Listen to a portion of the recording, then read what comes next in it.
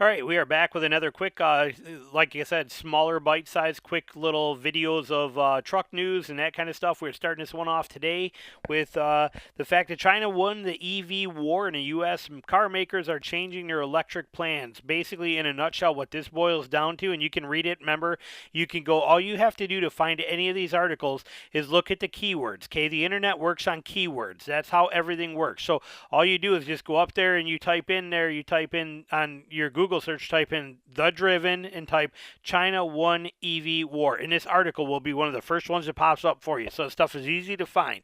So here we go right here. But basically, in a nutshell, quick version, China can make better EVs. They can make them much nicer. They can make them run farther, and they can make them cheaper. Okay, companies like BYD and MG are doing incredible here. Okay, these places are killing it.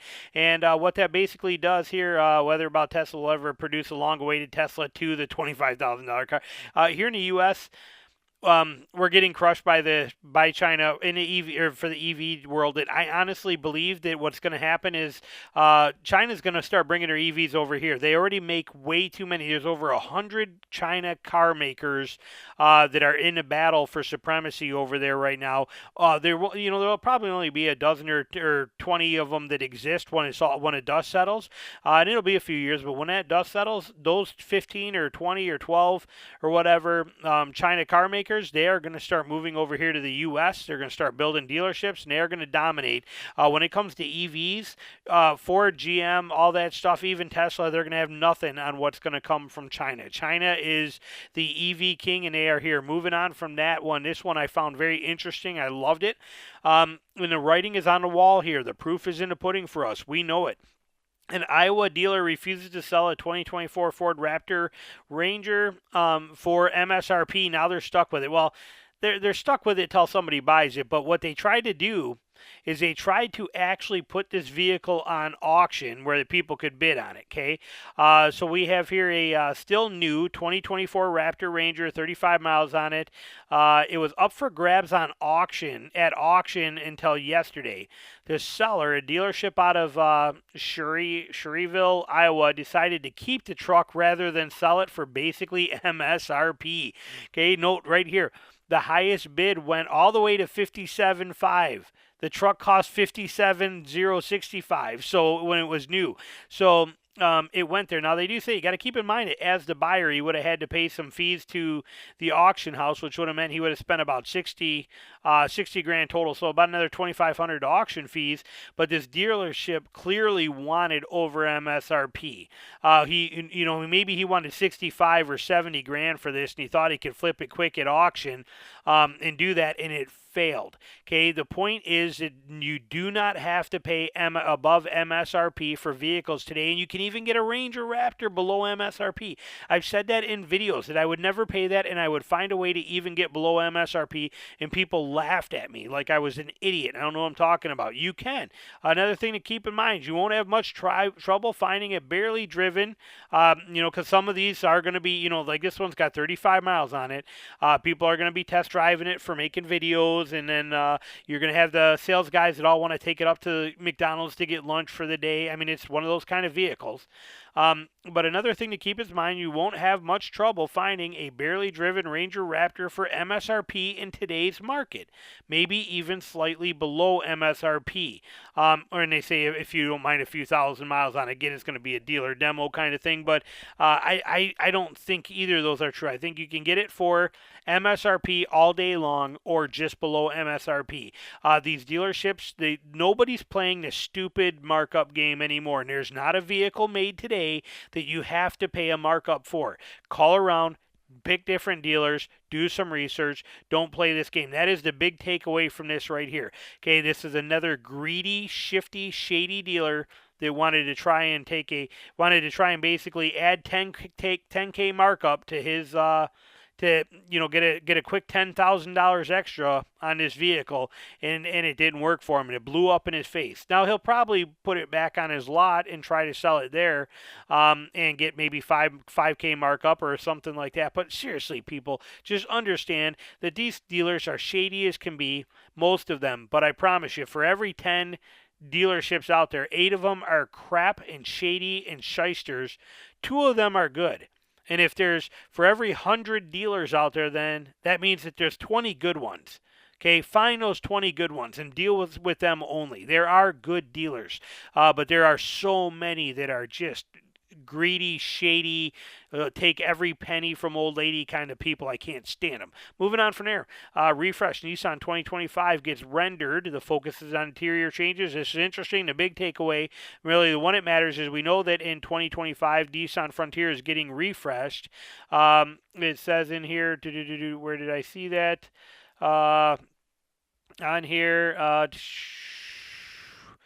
right here, it seems that the 2025 model year Nissan Frontier will feature a mild and mannered mid-cycle facelift that subtly changes on touches on various issues, but will probably without proposing any major powertrain, drivetrain changes. So it's going to be the same engine, trans combo. It's going to be the same truck, but it's going to get a little refresh, kind of like what the new Gladiator did for 2024. It's going to get some cleanup stuff, and like a new radiator grill, fresh wheel designs, some interior changes. Here's some of the renderings they came up with for it, what they were thinking for this company. Halo did some rendering. Like that right there is kind of what they're thinking that we might end up looking like, I'm guessing, is what their appearance is or what they're kind of putting together. Again, it's rendered, so they're, we haven't seen nothing official yet. So, but I like the design, I like the concept, and it's just, here it is. Now, this is a real one being tested, and you can see some of the slight design cue changes in here that are going on with this 2025. So, very excited to see it. Like I said, the Frontier is an amazing vehicle. We absolutely love it, and it's pretty exciting that they got this going on. This one right here, I thought this was a fantastic article, and I like it a lot, and we should all know it. But I'm a mechanic, never go to the car dealership for these 10 services. Pretty interesting. So, tire rotation and replacement. I get my tires rotated at the Toyota dealer because the one we got right here is really good, and they only charge me $15 to do it. So it's kind of worth it from that aspect. And they put my tires on it. But now my Gladiator, I take the Discount Tire. Why? Because Discount Tire is the one that installed the tires on there for me, and it is free for me to have them rotated all the time. So I go right to Discount Tire for that. So keep that stuff in mind. Like here, you get a lot of rotation. You can get your tires rotated and replaced at many service stations or tire shops, often less money and quick service. Because I know like my Jeep dealer charges like $30-something for my tire rotations there. It was on my invoice. I got it for free for the first 2 oil changes, and I let them do it there. But then I go I take it straight to Discount Tires where I take it to get it done now. Body work, same kind of thing. You're better off going to a legit body shop that's going to do this stuff right for paint work, things like that. That's what they're saying on here. Wiper blade replacement, do this in your driveway. It takes 8 seconds, okay? Do not pay these fees for that. Windshield replacement, too, I would never go to the dealership. I did once, and they screwed up my seals, and I had a problem. Instead, go to SafeLight. Always call. You may have something different where you are, but remember, it got to be at least 35 or 40 windshield replacements in my life. I mean, there's so many of them. I even talked about it in other videos on how I almost couldn't get insured when I moved to Georgia because I had so many windshield service claims on my insurance when I got down here. Something like 20 of them in 13 years or something, and they were saying that they were almost going to not insure me for some of that. So, but windshield replacement, SafeLight. SafeLight's always been the best. Oil changes, same thing here too. The dealerships are going to charge you a fee. You can go to Walmart and do it, or even some of the local, like Uncle Ed's or some of these other. I changed my own, but a lot of the oil change places you go to, you can actually pick the exact oils that you're getting put in there. Okay, at a lot of these dealerships, they just buy 55-gallon drums of the cheapest synthetic or junk oil they can get, whatever one gives them the lowest rate, and that's what they use.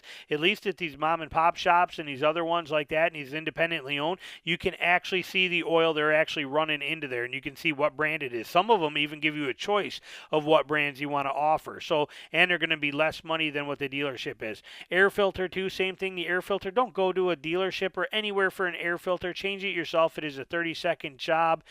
Brakes are important, but again, keep in mind with dealerships now charging $200 an hour in labor rates, plus their ridiculous prices on the parts, I think that it's important to use factory brake pads. Okay, I am not a fan of Bendix. I am not afraid of aftermarket part or brake pads. I don't like any of that. So I want the actual OEM, original equipment manufacturing parts. I want those brake pads, but I will buy them online and I will either put them on myself or I will take them to, as they say right here, a local mechanic and say, hey, swap these pads out for me and put them on there. Much, much cheaper than dealer stuff. Battery replacement too, again, simple, easy to do. Fluid top off, so do this at any of your places. We're done with that article, and we're already 10 minutes in. We got to hurry. Also, this one I thought was the dumbest thing I've seen in a long time. Apparently, Ford, they have a patent filed so that probably for their Bronco, because it is an open-air experience vehicle, they have deployable screens that are going to go up and wrap around the vehicle. I'm assuming maybe for bugs. I'm not quite sure what the point of this is. This is the stupidest thing I've ever seen. If you want open air and you want to experience the outdoors, why in the heck would you put a sunroom or a screen room around it? I mean, if the bugs bother you, drive a little faster. I don't get it. I don't understand it. But anyway, if this is something that interests you and you think this is possibly a good thing, all I see is a bunch of snags and caught on sticks and rips and problems. But apparently Ford is going to come out with some kind of deployable door screens for its next off-roader. Yeehaw, they'll probably charge you $10,000 for it, and it'll be real cool. And then when it has a problem, they won't replace it, fix it, or warranty it for you. But anyway, they have one in the works. We're going to end this episode here. I hope you enjoyed it, and as always, thank you for watching, and we'll be back with more soon.